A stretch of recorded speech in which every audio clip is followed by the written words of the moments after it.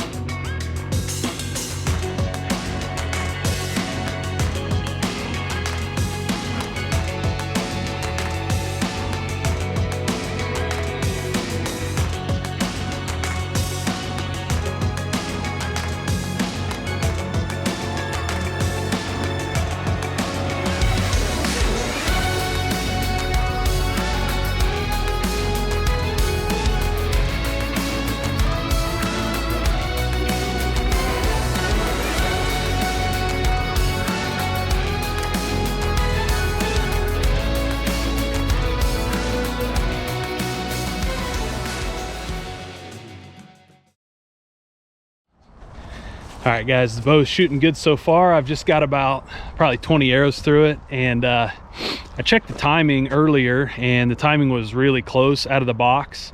Ended up making a slight adjustment, but now I got it dialed in.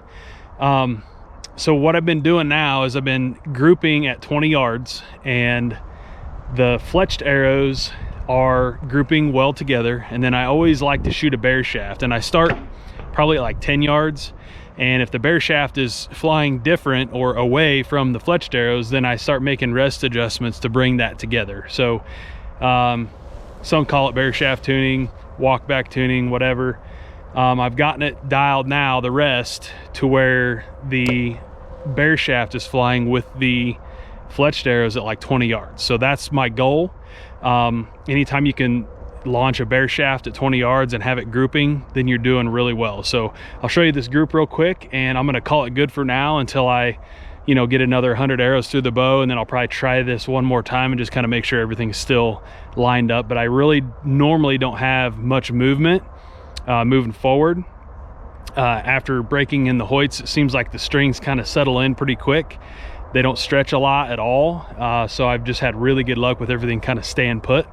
But I will check timing and check walk back tune again after about 100 arrows. So this is pretty cool.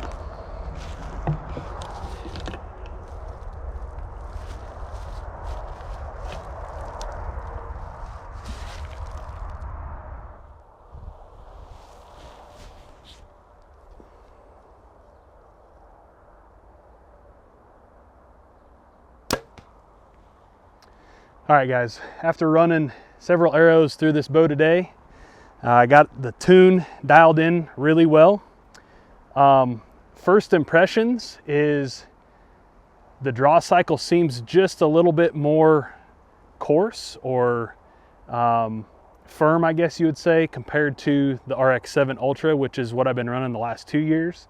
Not a bad thing, because I can see the performance that I'm getting out of it. The reason I say that is I went ahead and sighted in at 20, and then this Spot Hog Fast Eddy sight, I marked my 60-yard mark and went in and looked at the comparison chart and cut out the number 40 sight tape, which is actually the fastest one they offer. I don't know what that equates to in feet per second. I haven't chronoed this bow yet, but it is zipping, and my arrows are probably around like 465 to 470 grains, so they're not super light. I'm a 31-inch draw, so that helps. I'm at 70 pounds, but I have not checked the weight. So one thing I need to do is go to my buddy's house, check the scale weight, and then also check the feet per second, because he has a chrono. So just super excited and just pleased with the performance. One thing I will say, I've got the let off set at 85%. I thought I would probably move it to like 80 or 75 even, just to kind of keep me hard against that back wall. But I will say, I can tell that at 85%, I'm still having to hold pretty firm against the back wall. If I creep a little bit, it seems to want to go. So if you relax those shoulder blades just a little bit, it just seems to want to get going. So I can tell that in the performance though. Like I said, it really seems to launch an arrow very efficiently. So as far as an aluminum bow goes, just in my opinion, best on the market. I mean, this thing flat shoots. I can tell a reduction in the vibration, a reduction in the sound. There's just not a whole lot there. It is just a pleasure to shoot. So if you're looking for a quality aluminum bow, the 2024 Alpha X series is just fantastic. So the HBX Exact Cam is what the cam is what they're calling the cam. Again, there's multiple adjustments, multiple let-off adjustments. Just a performer. It's a workhorse. So I think Hoyt knocked it out of the park again this year when you try to combine performance versus shootability. Just one of the best bows I've ever shot. So take your time, go shoot one, and see if you like it as well. All right, today I'm gonna do a little speed testing for the Alpha X33. One thing we've learned is that whenever you're at the very top end of your cam, so in this case, I'm at a number 3 cam, so 31 inches of draw length. It can be a little more aggressive, so feel a little less forgiving, less valley. However, I've noticed the performance is crazy fast. So it's a little more demanding on the draw cycle, but we're gonna shoot right now because I'm at 31 inches, number 3 cam. I'm gonna shoot right now through the chrono and try to figure out what we're looking at as far as speeds. So we'll test it out.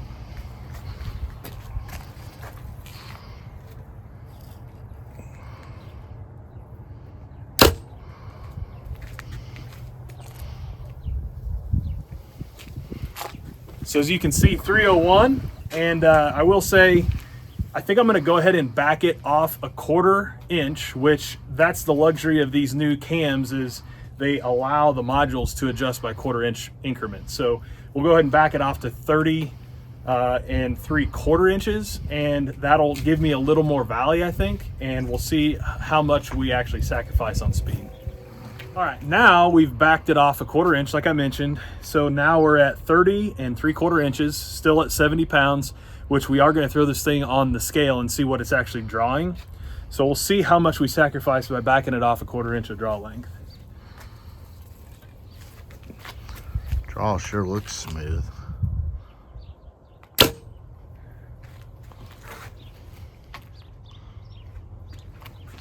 All right, still 294, which is really good. My arrow weight is like 460, 65, something like that. It's a Victory Vap TKO, 300 spine with a 100 grain tip, and then a 50 grain insert, or yeah, basically an insert outsert. So how'd that feel against the so back I'm going to draw it one more time and just kind of like try to let off a little bit, because like I mentioned earlier, at full draw length, or full max in the cycle at 31 inches of draw length, it feels a little bit like a turbo cam. It's a little bit jumpy.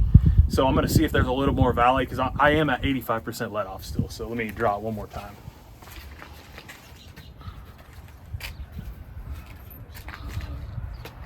I mean, it's still kind of right there.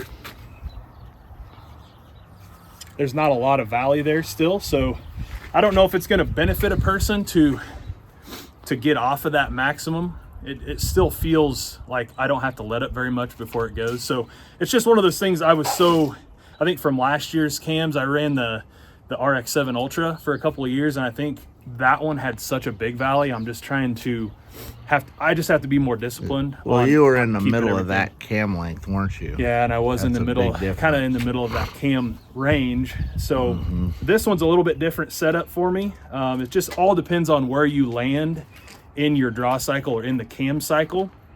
So what I would recommend is going to a shop and shooting maybe a couple different cams if you're kind of on the borderline, and seeing what fits you both for performance and comfort. So just understand there's a lot of variations, a lot of variables that you can adjust on these, and just kind of finding what works for you is the best. So don't give up on it right away. If you don't have something perfectly right, you can kind of tinker with stuff. So that concludes the test.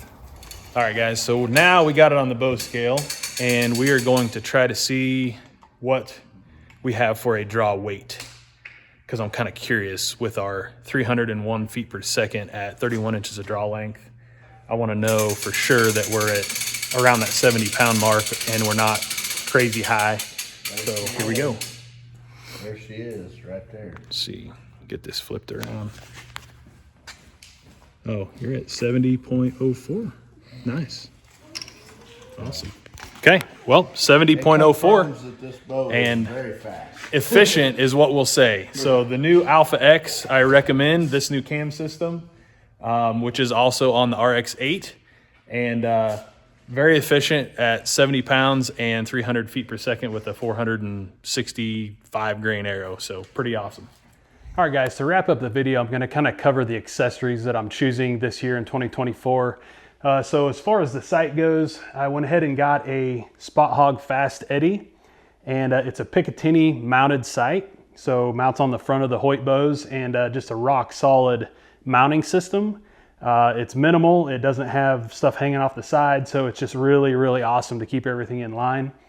Next, I'll cover the Integrate MX2 Go Sticks. So this is kind of version 2 of their Go Sticks. And these sticks are pretty awesome because you can fold them all the way forward to kind of be in line with your stabilizer, or you can bring them all the way backwards, or there's two settings to go kind of down to the front and then maybe down to the back just a little bit in case you want to prop the bow up on just the 2 pegs and the stabilizer, or you can just do the 2 feet and then the cam. One thing I will say is on the cam, they did add this little module or little bump on the bottom to kind of keep the cam and the string out of the dirt, which is a really, really awesome thing. With the original Ghost sticks, they didn't have that, so the string was kind of sitting in the dirt sometimes. So that was an improvement.